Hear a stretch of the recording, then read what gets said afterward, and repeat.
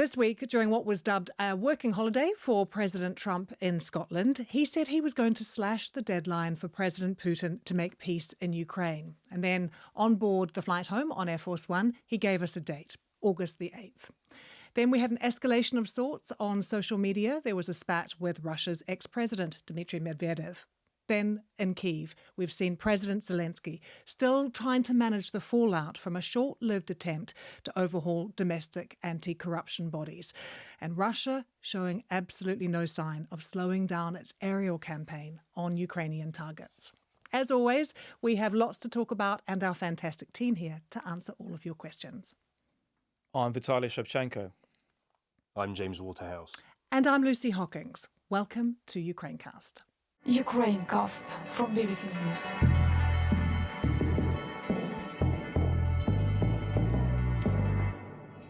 Now, before we get to our viewers' questions, Vitaly, we've got this new deadline that's been set by President Trump of August the 8th, and we've seen some pretty intense aerial bombardments in Ukraine. There are some that are saying that this is Russia's response to that deadline. What are you hearing?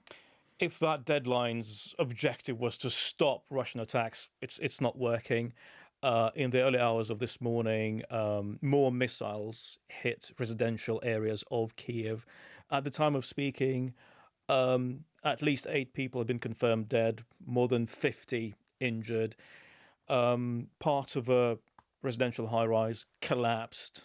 Rescue workers are sifting through the rubble. There are fears that they'll find dead bodies. So Russian attacks continue unabated, as if they're keen to ignore all these deadlines. Well, let's get to some of our listeners' questions. And we're going to start with one from Maggie, who is a long-time listener in Cambridge. She says, has there been any activity in relation to the minerals deal that the US and Ukraine signed some months ago? Is there any sign of US companies planning to or starting to operate from Ukraine? If not, do you have a timeline on when that might start? James, I loved this question when it came in because I was like, oh, that's right. The minerals deal. Yeah, I mean, it was. I remember when it was finally signed. We spoke to a mining company in Kyiv, and the woman said, we welcome the investment. It's needed. This is an expensive business, but it takes the best part of 20 years to get a mine up and running, to work out, where is worth drilling, extracting, all the rest of it, and it'll take further years to get any kind of profit. President Zelensky at the time secured quite a climb down from America. You remember Donald Trump was saying, we're going to get every penny back for what we've given. Instead, it's a joint fund, and American military aid was part of that. But as you know, this great question, it's provoked me. Maggie's got me reflecting. Like, the minerals deal feels increasingly inconsequential at the moment because, yes, it was signed, but we haven't seen any American weapons arrive because of that. Donald Trump sided with Vladimir Putin verbally in the weeks since that deal was signed. Now he's given the green light for weapons. It feels completely disconnected from this minerals deal. And also some of the practical things like the geological mapping that you'd need to do to understand sort of viability hasn't been done. The last time it was done was 30 years ago? Yeah, under the Soviet Union. Yeah. So there was information missing then.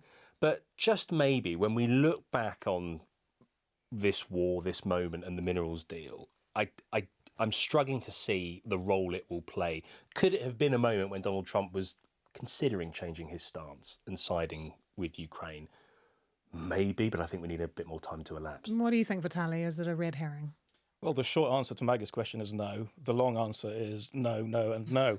I, for one, have not seen any movement on any of those questions that she's raised. In fact, the deal that was signed says that the United States and Ukraine will immediately start working on the nitty-gritty of that mutual fund that's supposed to make investment into the Ukrainian economy. I don't think that's happened either. In fact, it's not immediately obvious to me how that minerals deal benefits either Ukraine or America at this moment in time. Okay, Maggie, no, no and no from Vitaly to has there been any activity? Is there any sign of US companies planning to operate? And Vitaly also says no to a timeline. And James agrees with him there. But there was actually also a second part to Maggie's question. Thank you so much, Maggie, for these great questions. Additionally, will the changes to the anti-corruption safeguards that Ukraine has had in place up to now have any impact on that deal? Well, the old processes have impacted on US companies operating in Ukraine. This is a specific question, James, but more interesting because of the massive development we've seen and we've just been watching out in the newsroom. Yeah, I mean, in terms of the US companies operating in Ukraine longer term, I'm sure they'll be under the increasing scrutiny as to where that money goes. Corruption is a hot topic in Ukraine. It's something that's plagued the country, a young country. Ukraine still is since it gained independence in the early 90s. The previous Biden administration was concerned about it, but we've just seen these demonstrations over the past week when President Zelensky tried to bring two main corruption bodies under direct government oversight. And when Ukrainians detect an attack on their democracy, they will speak up about it. They will demonstrate about it. They've had two revolutions in recent history, and if you're a Russian propagandist, you're thinking, oh well, they're doing it for us. President Zelensky he made this hugely unpopular decision, and he is now reversing on it, restoring the independence of these two bodies. He was saying they need reform, they need to be free of Russian influence and corruption. But of course, clearly the public had something else to say about that, and he's had to listen. But take us through the actual numbers in Parliament. What happened today? It was amazing. Within the past hour, the Ukrainian Parliament voted to support the presidential bill, even though I was listening to the debate. All of them? The numbers? Do we know? 331 for, against the bill, 0, 9 abstained, which are amazing numbers because I was listening to the debate before the actual vote. And the MPs, they made upset noises, angry noises. One MP, Yulia Tymoshenko, said, we're not going to be dictated by either Russia or the West. We're supporting sovereignty. In the end, they voted the right way, which shows that Volodymyr Zelensky is still very much in control. Remember, we asked last week whether he's going to emerge weakened or strengthened. Well, he is just as strong. And also, it begs the question, what was the point of doing all that in the first place? Why did he not veto the initial bill first? But also, Vitaly, when we were watching in the newsroom, we could see all the protesters outside. It was very peaceful and they were singing. But we also saw pictures from inside Parliament. That's unusual, isn't it? We don't normally get to see Parliament televised. Because they stopped televising it since the full-scale invasion 3 years ago. This is the first time in 3 years. And so that's in a response, obviously. They're making a show of transparency. They know that Ukrainians will want to see this, and they have. It was rowdy at times. There was some physical activity there, some shouting. In the end, nobody voted against, which is an amazing result. Ukrainians will hope that normality has been restored, and Ukraine's Western allies, I think they will be relieved as well. But you were making the point, whether or not it's a good or bad decision, it shows the kind of cross-party support for Zelensky still. They'll back a bill that could be a complete dud, as we've seen, and they'll equally back a vote to so reverse. They voted for something completely opposite last week. Yeah. Now it's a complete U-turn. It's remarkable when you look at those numbers and just the 9 abstentions. Okay, a simple question now, but this is a really interesting one.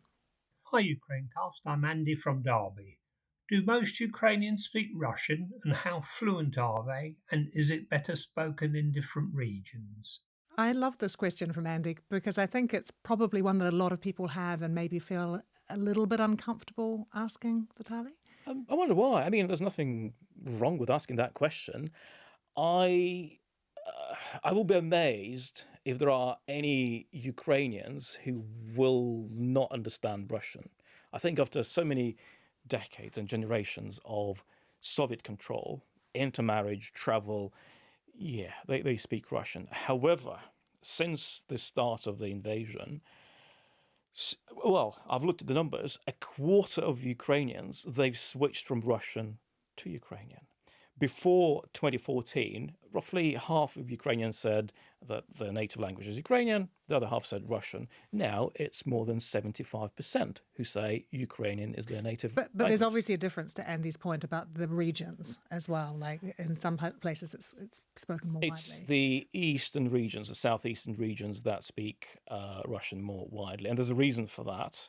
The famine of the 1930s, so many Ukrainians died. And who was shipped in to replace them? People from Russia. Then after the Second World War, the industrial areas in eastern Ukraine, they were obviously heavily damaged by the fighting. And a lot of the people who came in to rebuild them were from Russia. In Crimea, almost the entire native Crimean Tatar population was deported by Stalin in 1944.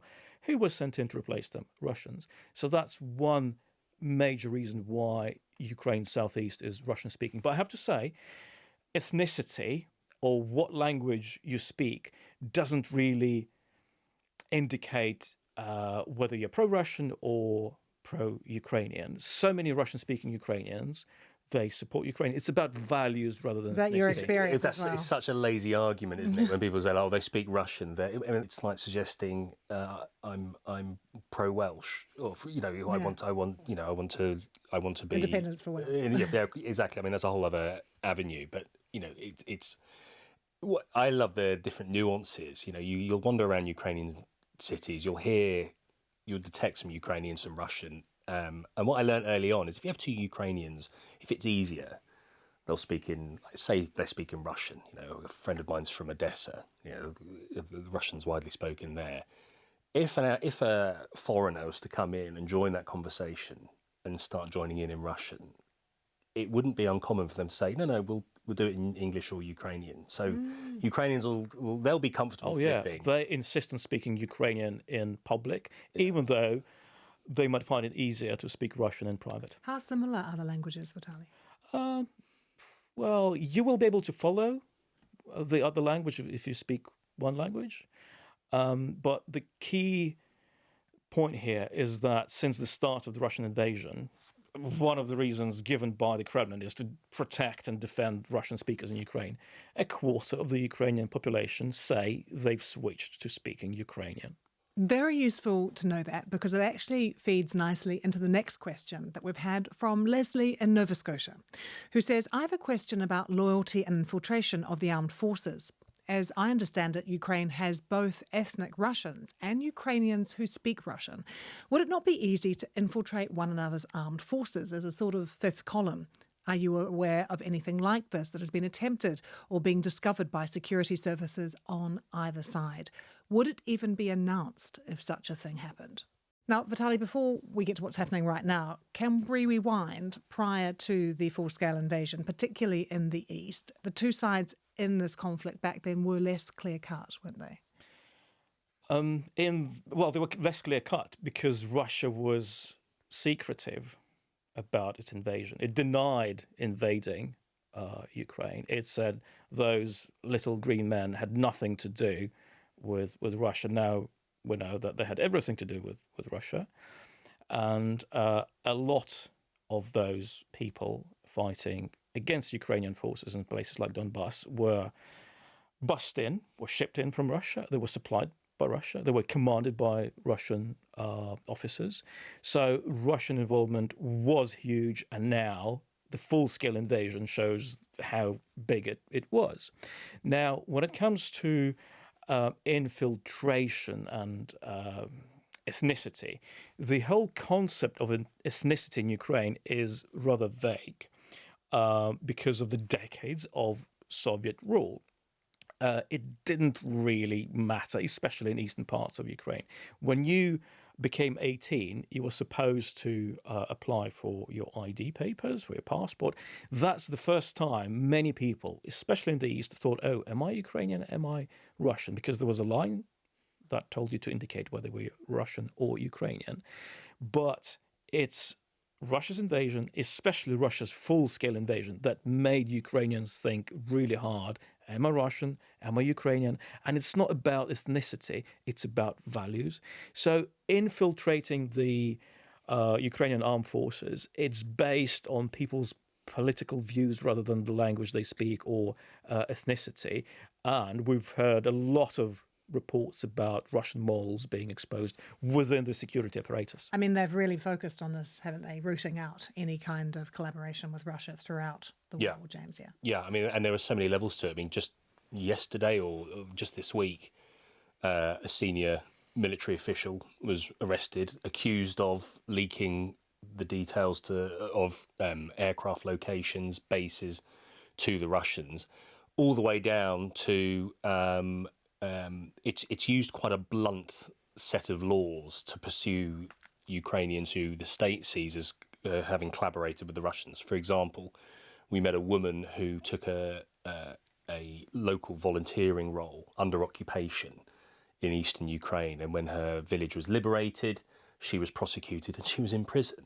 And there are critics that say, look, you can't classify everyone together. And she struck me as someone who was just wanted to live her life in her village, and she wanted to help her neighbours. That was what she said.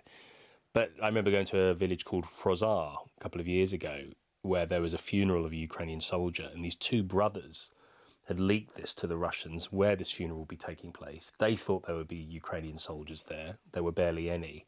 But, I mean, this place is tiny. They killed more than 60 people, leaving a village effectively of orphans. We were driving around, knocking on doors, and there were children there in the homes, wondering what had happened. These two men were tried in absentia, and then they fled to Russia when the Russians were forced to withdraw. So there are levels to collaboration. It is a constant challenge for Ukraine in trying to keep its military and populations free of Russian influence. And we have to remember that many Ukrainian commanders, who tend to be older than junior personnel, they went to the same military academies as Russian military commanders. That includes Alexander Syrsky, the commander-in-chief of the Ukrainian armed forces. They go back a really, really long way.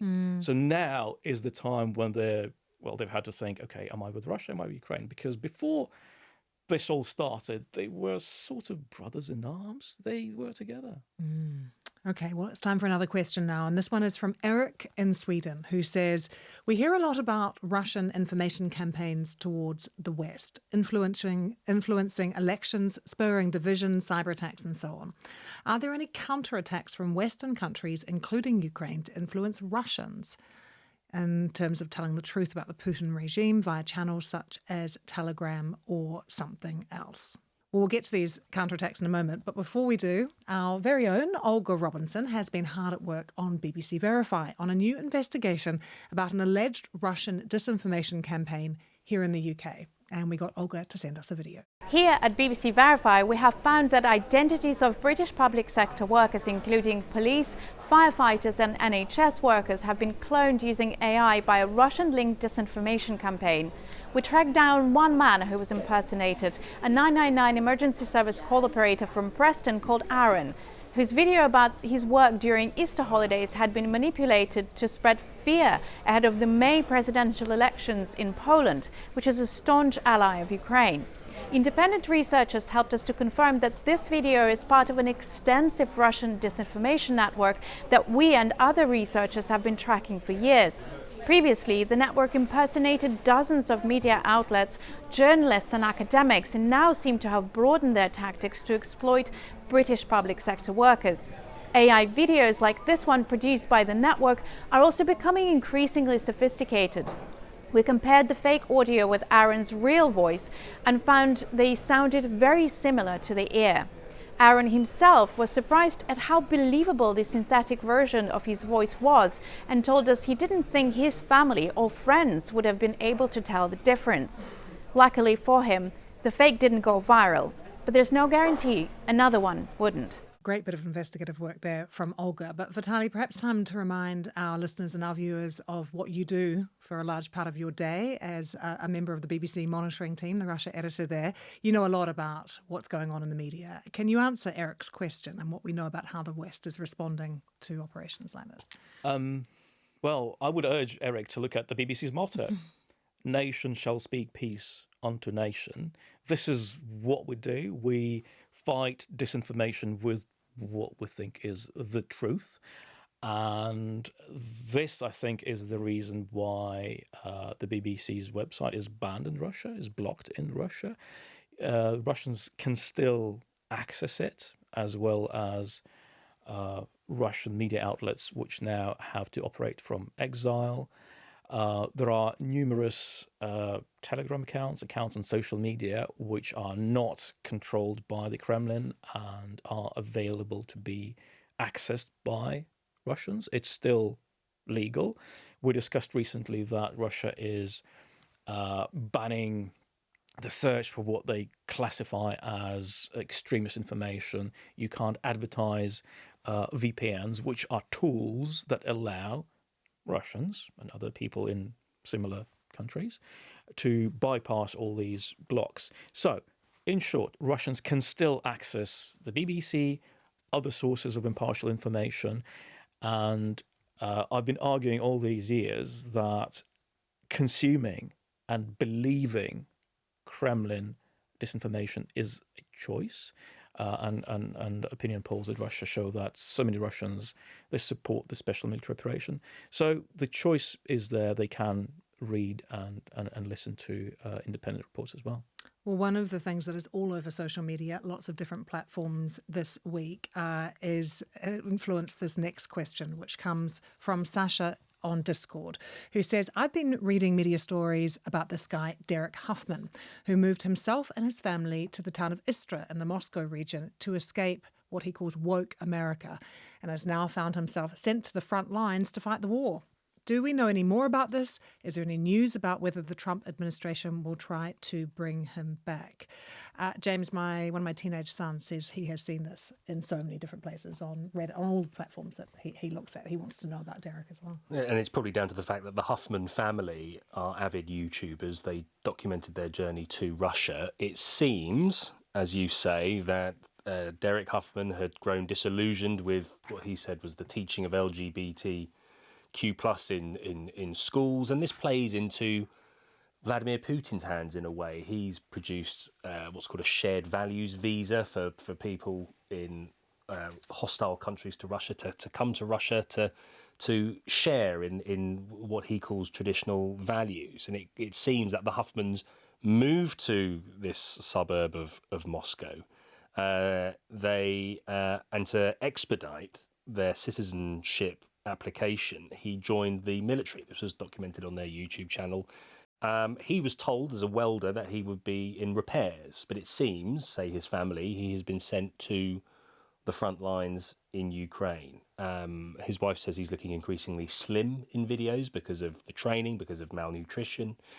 It's an interesting case because you don't often hear about American families opting to move to Russia, and he has been very vocal in his support for Russia's invasion of Ukraine. It's a propaganda gift for the Kremlin, but clearly it's not gone the way they would hope, and it's captured a lot of people's attention because of just how unusual it is. And we haven't been able to find any response from the Trump administration, have we? No. I think the hope for the family is because he is a Trump supporter, he may well be sympathetic, but I think if you're the White House and you have an American family choosing to move to what is still, despite everything that's going on politically, still a hostile country to America, I doubt there will be much sympathy at this stage, but who knows? Yeah, As you say, James, the unusual bit about this story is that he's American, but we've heard this story so many times involving nationals from other countries, such as India or African countries, where they are promised civilian jobs in Russia, dentists maybe, or they don't office tend to bring workers. their families with them, though, do they? Well, depends on the money they offered, but next thing they know, they end up in the Russian army, fighting in Ukraine. Thanks for your questions, everyone, and thank you so much for watching. We'll be back with a new Q&A episode next week. I'll actually be in Washington, so I'll see you from there. But make sure you do subscribe to the podcast as well, so you never miss an episode. See you soon. Bye-bye. Ukrainecast from BBC News.